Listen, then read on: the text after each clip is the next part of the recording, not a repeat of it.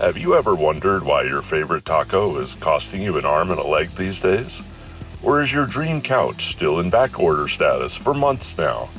Join us as we go behind the scenes of the global supply chain.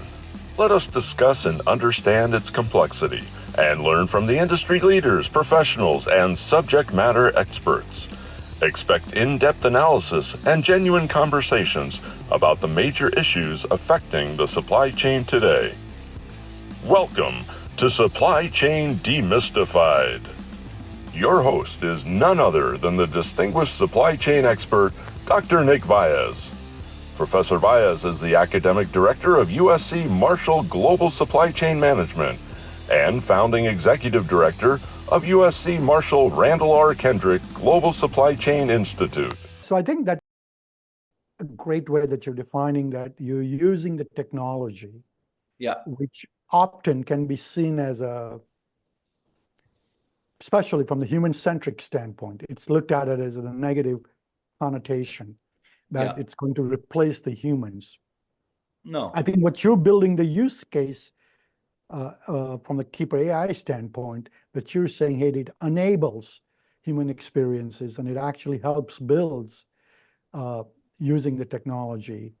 But I am sure there are skeptics, Vishal, that they will say, how about the data privacy? Why, beyond what I want, I'm already on a bunch of social media platforms. Absolutely. My life has already been open canvas.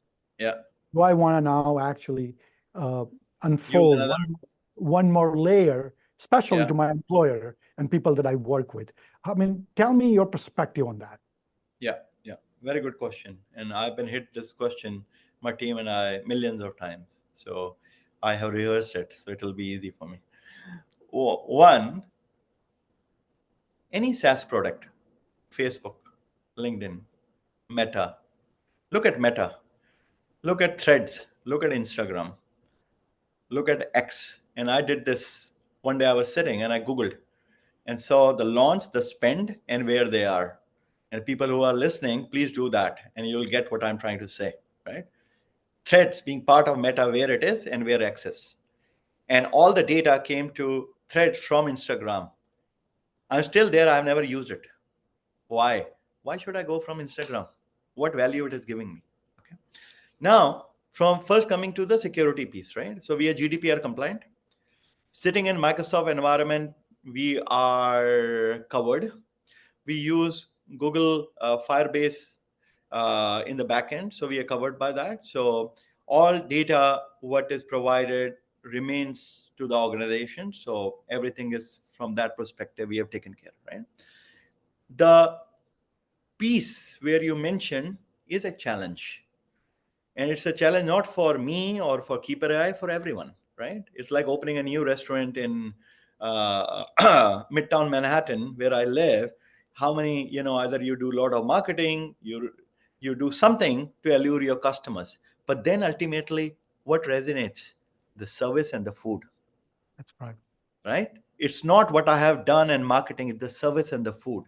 So I'm focusing on the service and the food, not the show and tell, right? Now, it's a challenge for organization. Yammer is a good example. And we have spoken to people from Viva in Microsoft. Yammer was picked by Microsoft, right? I wish Microsoft does same for Keeper. And it had to do, but there was a lethargy for organization to use it. When I was in my Wall Street days, there were different tools being used, not for human capital, for other reasons. But sometimes some tools failed, right? So the simple answer for this, we call KeeperAI not as KeeperAI. We call H2H and E2E, the power of human to human and employee to employee. And this is what Keeper is all about. It's not about the organization I work for. It's about Vishal and Nick, what they want to share, what they want to learn. The good part is in our Microsoft Teams, we have a nodule off and on button. If you do not want to show your personality to me or to anyone, you can do that. So you can shut it off. So there is a ways one can actually scale up or down or stay. Absolutely. Okay. Very good. How how have you seen this being adapted in different environments? So, for example, I just came from Europe on a speaking tour, and suddenly Europe has a high level of sensitivity with the data privacy, data sharing, and data Yeah. repository, Yeah. right? Standards are much tighter and tougher than we do in US. And I know this is to be the case even in Asia and Latin America and other parts of the world. How do you see, not just from the Keeper AI, we'll come to that, but overall, from Yeah. your being in this space, just looking at the data and the Yeah. human capital. So how do you see this sort of crossover into Yeah. how much is too much, and at what point do we start to blur the line Yeah. of Yeah. benefits versus the liability and cost of privacy? Yeah. So, to be honest, Nick, we as humans and we as professionals, we have two sides. We are too hard on ourselves and we are too selfish. I will tell you why. Somebody introduced me to a new app. Somebody introduced me, fill this information, you will get $100 in Whole Foods. I won't think twice, I will fill it. I'm in a mall, I'll plug my iPhone without realizing where the data will go, right? But the same hat I wear as a corporate, everything will be constrained. Right? In corporates, because of the sensitivity, the regulatory, and I come from Wall Street, right? The controls are much, much, strong and granular, which is rightly so, right? But the fact also remain, as you said about Europe, 2016 they started, 2018 now we have the California Privacy Act, the PIP, and everything, and we are mostly compliant on GDPR, right? And we are trying to create those ethics against AI and use of data, right? And data is so fragmented, it is still lying everywhere. Nobody knows how to push it, but it has so much value. We have just used data is expensive than fuel. How you use it is for behavioral insights, but I think much more can be done with that. Keeper products like Keeper are just adding value by knowing your hobby, by knowing your ideas, by knowing whether you're an extrovert or introvert. What is that going to do to another bank where you are applying? Tell me one thing. Or if you're a sales guy, you're selling to X company and taking it to Y company, what difference does it make? So that question I use, we are too hard on ourselves, right? We think too much. And these are the policy makers who sit on those positions. They have made it that way, right? Yeah. The second is, I think there is a lack of awareness. I'll be honest with you. It is a top-down approach. Adopt AI. When I started, there were big data and .com in the US. Then came offshoring, outsourcing, started by Jack, from GE and all those things. That everything has to be moved to India. Everything had to be moved, right? But now they do not call it offshoring, right? It's the right people, right place. It's your extended team, right? So I think because of these roles which has been created, CISOs and CDOs and everybody, if I'm running those people, I will tell them to educate first and then imply, rather than just implying then educating, right? What is the implication of using a third party platform? Because every organization, you cannot just go plug and play, right? There is a I want every bank where I work, there is a significant body which is appointed to have that mechanism put in place to look at all kind of financial risk, infrastructure risk, political risk, right? Every kind of risk it's taken care of, right? So it's not that just by using a product you will be sharing the data, right? But I think we need more education. And for Keeper standpoint, we do not take any information which is considered, right, not shareable. So we have not. So what you're saying, Vishal, that your Keeper actually plays in a very safe Safe space, zone. safe Yeah. zone, right? But I mean, I'm talking about AI as a whole. If you just zoom Yeah, out yeah, a little bit, and let's talk about the AI as a whole. EU just created a guidance last week. In fact, Yes. Monday, They just passed the bylaws about the AI framework and legal conformity around how AI applications should be used in a broader sense. White House published the similar sort of a guideline, and China has its own version. And China obviously has a much tighter framework around the technology to begin with. They're not exposed as much because they have an iron shield around all of the public domains and the data sharing practices. But idea here is, when I say the theme of my conference is AI in everything, technology is penetrating in our lives. It is going to continue to accelerate and continue to transform the way we see these things. I'm obviously a subscriber of the hypothesis that technology is here, that cat is out of the bag. The transformation will continue to happen. The learning curve will continue to diffuse, and humans will have to adjust. But in my view, an optimistic view of mine is that technology has the potential to solve a lot of problems. Does that mean I also have other side to this, which I acknowledge and recognize, that are there companies, corporations, people, entities, bad actors, that they will find ways to abuse some of these things? And the answer is, it always has. You look at the history, every great innovation that humankind has created, right, from nuclear energies to electricities to the communication, some part of the human civilization has figured out how to create that and do something completely different than what was intended to create it for. Keeping that sort of a landscape in AI, how do you feel the AI in general is set up? Is this a hype, or there is a absolute benefit beyond just building the community with the KeeperAI? How do you view the space as a whole? Absolutely. So I was very fortunate. When RPI came, I think one of the companies which just got sold over, they had met me in 2011, in fact, their CEO for RPA deploying in the organization I worked. And then I was another organization. I was one of the first advocate to harness AI for back office automation, right? So I got very early on, and I think that was also one of the reasons I adopted AI as a fulcrum for KeeperAI. So awareness and reality are two different things, right? And education. There is a lot of myth and there's a lot of reality. One myth is that AI can solve everything, right? That's a myth. AI can do everything, right? There was a soccer game in golf, 11 players and 11 robos, right? They played a soccer game. Who won? It's a question mark, right?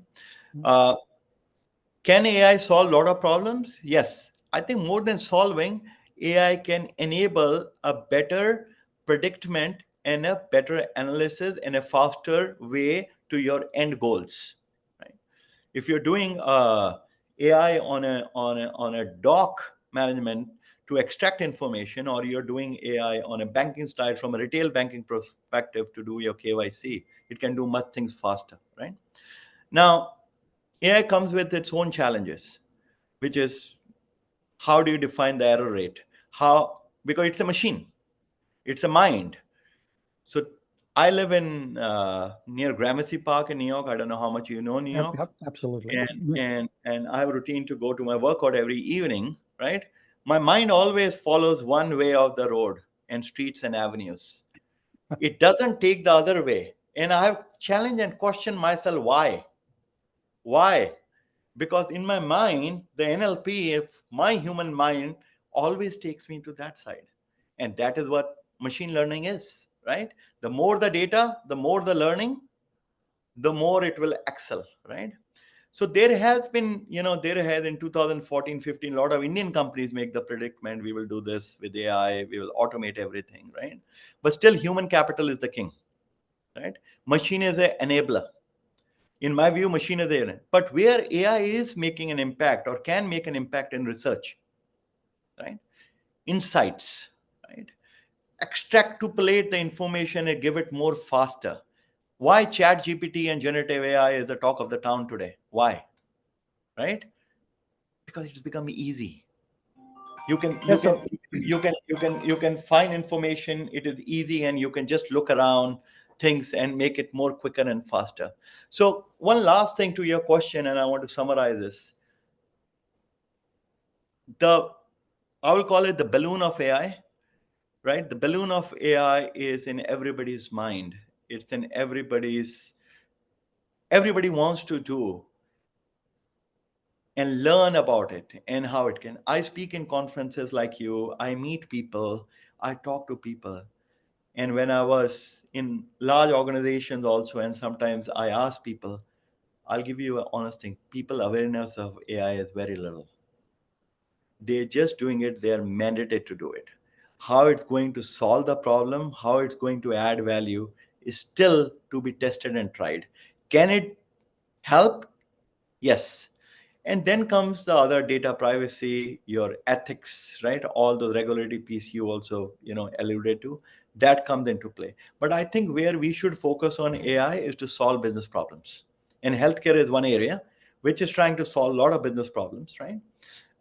Nudging is another problem. Customer interface and improving your client experience, right, is a better area where AI is being used. But if you look at a back end, like a army of people, yes, AI can reduce, right? But it's a marathon journey, and everybody is doing it. Yeah, no, I completely agree. So Vishal, if you look at the supply chain industry, right? And I'm talking about you take aerospace to semiconductor to pharmaceutical to the food industry, Yeah. fashion, CPG, right? It's large. It's a multi-trillion-dollar global trade pins Yeah. on that, right? We think about supply chain contributes close to 40+% of the greenhouse gases. So I want to pivot for a second on the sustainability side, right? Yeah. We are seeing a clear evidence. You look at temperature variances, the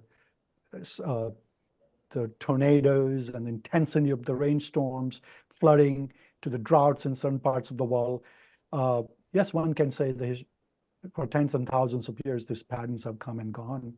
But there is a very unanimous consensus at this point that scientists agree that there is something happening to our planet that clear signs are that the sustainability, the global warming might be causing, or human-related behavior might have contributed to the stage we are in. Yeah. Traceability to help create the sustainability, because obviously a lot of friction and unknown today exists. Understanding, Vishal, what are areas that humans have not been able to solve the problems. I want to pick up your views. It might be stretched from your comfort zone of the spaces that you have worked in, but I would love to understand your view on how do you think in that traceability and sustainability place spaces, AI and some of the technology can play in. Yeah. Can you hear me? Because your voice was muffled. Can you hear me? I can hear you loud and clear, yeah. Okay. So you know what happened last week, and it shook the world. Singapore Airlines casualty, unfortunate. And a lot of climate change folks are saying it is because of global warming, right? There's more turbulence. Real example, right? Air pockets are building in our atmosphere. Yeah, absolutely. Yeah. So what you said, I really, agree. So your question is most, how does ESG and AI come together to play a role to solve some of these challenges? That's correct. Absolutely. And there's a lot of focus. I think there was a conference in the UN last month which focused on this. It was a global conference on climate change, right? And where AI can really help is predictable analysis, right? And predictable analysis is all what the data which is captured and how the data is used to do some predictions for the future, right? I think that is one area where I strongly feel AI can play a role. The second is in the ESG side of things also, and sustainability. Every organization, small or big, are trying to make a very genuine effort to bring sustainability as their core DNA, right? And I strongly feel that is also one area where AI is helping to achieve those goals, either through data aggregation, or bringing the data in one form or fashion and using AI on that data to do some, analysis. The third piece is, I think, the tools which can be used, and where the cycle period can be reduced, where AI can definitely play a role. I strongly believe in this area specialty, which is not affecting you and me, but affecting the 7 billion people on this planet Earth. AI can be a pivotal point to not only educate us, but help to solve those problems, which I think organizations who are involved in this and think tanks, they should be using it more. That should be in the forefront. That's what I feel. Very good. Let's talk on the last part of this conversation about your journey with the KeeperAI. Okay. So being a human-centric focused platform, I think Keeper has already connected a lot of people. One thing I feel proud and privileged in this course of journey, we had an opportunity to host students from CMU, MIT, Dartmouth, Columbia, NYU, name it, right? Uh, so we are already connecting. We are already making that thing. I think as a founder and entrepreneur, and I'm an executionist. I like change rather than run, and I like to create things. I'm creative, and I always tell people I'm not a painter. My creator is building platforms and cooking. So I like cooking. I explore and experiment. Other day I saw somebody on Instagram making something, and I got all the ingredient, I cooked. Maybe it didn't come good, but I was happy. I tried. Uh, so I brought KeeperAI to a position where in the Microsoft ecosystem, it is a growth trajectory. And the growth trajectory will take this product to its infancy, but ultimate aim is acquisition by large players like the Microsoft Workdays, the SAPs, and the Salesforce of the world. Are we there yet? Maybe not. Can we be there? Definitely. We need, for SaaS platforms, it's a continuous journey of influx of capital, partnerships, right people. So we are working on that. We are still new. We just announced this announcement with Microsoft first quarter of 2024. We have to still see how it will pivot, how the usage will be, but I use the analogy, and I will just say, and this will sum it up your question.